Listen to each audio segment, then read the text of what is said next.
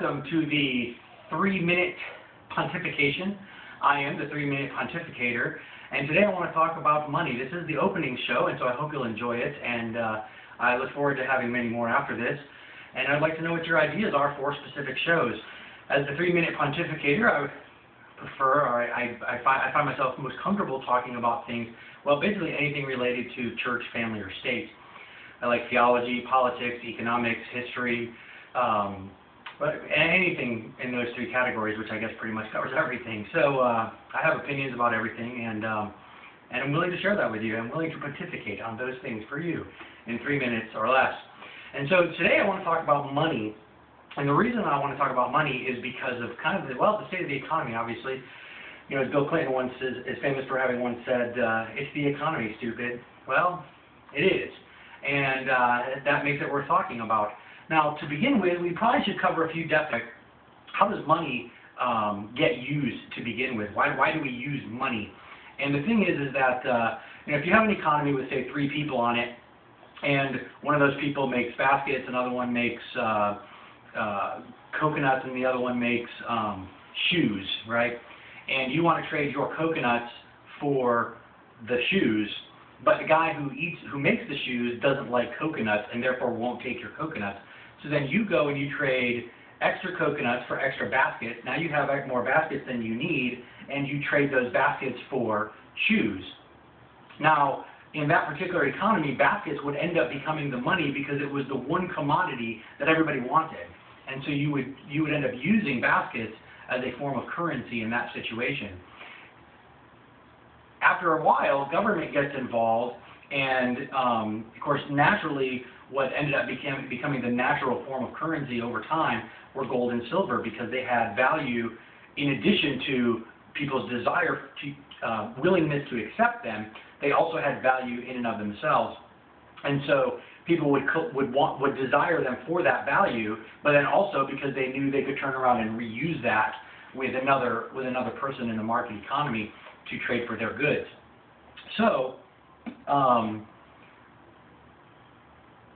gold and silver become money through that means. Well, now we use paper currency or coins, which actually have no value. There is no gold or silver behind the paper. The paper at one point was a certificate of gold and silver being stored in some bank somewhere, but that no longer is the case. The government has done away with that.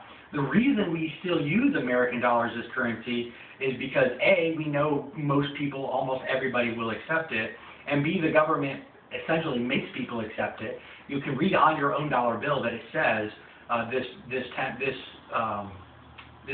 money is valid for all debts, public and private, legal tender for all debts, public and private. And so the government essentially makes us accept it. Knowing that it will be accepted, we then desire the money so that, because we know we can turn around and use it for the things that we really want, whether those be Snicker bars or Nike shoes or a car or a home or whatever the case may be. The problem is that the government can then inflate that money by increasing the quantity of it. And when you increase the quantity of something, you decrease its value in trade. So if there are X number of dollars in the market, and those X number of dollars are being used to purchase X number of goods, but now the government increases the money supply, and now you have 2X quantity of dollars chasing the same, being used to buy the same X quantity of goods, because there's double the money and yet the same amount of goods. The cost of those goods will essentially double. I'm oversimplifying the argument because there's other factors involved, but essentially that's how it would work. And so what happens then for us is that we think that's not a big deal, because we expect that if the things that I'm wanting to buy with that currency that has been doubled in quantity, if those prices are going to double themselves, well, then the cost of my services and employment would also double.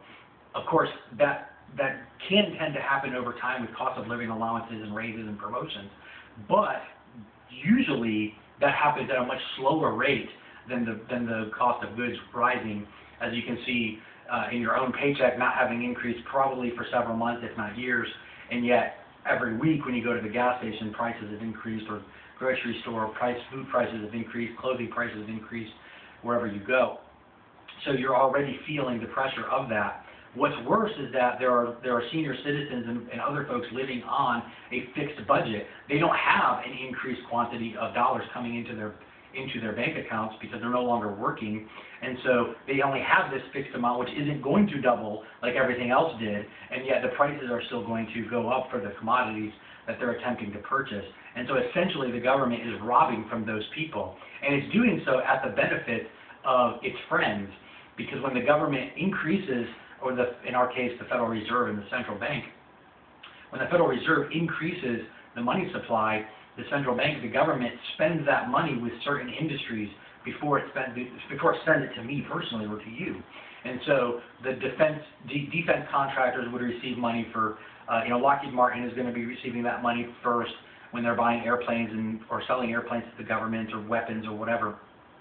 Well, when they receive that money, the market hasn't felt the existence of that increased quantity of dollars yet, and so when they first get it and get to use it, it still has the value of the dollar that the dollar held before that money came into the system. By the time it trickles through from them spending it on their raw materials and then those people spending it on their employees and et cetera, coming down all the way to me, working in education, by the time that money reaches me, it's lost its value. It's been halved or whatever the case may be. And now I'm trying to spend it, and it's not as worth as much as it was for those defense contractors who had it, in that first go round.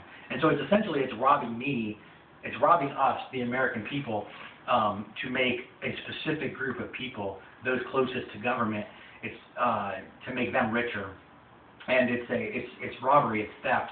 And it's something that the Bible condemns, when the Bible condemns the use of false weights, which in those days the buyers and sellers were using in order to manipulate the weights of the silver and gold coins that were being passed back and forth, so that they could rob those who didn't have their own scales, who couldn't afford scales to ensure what their money was worth.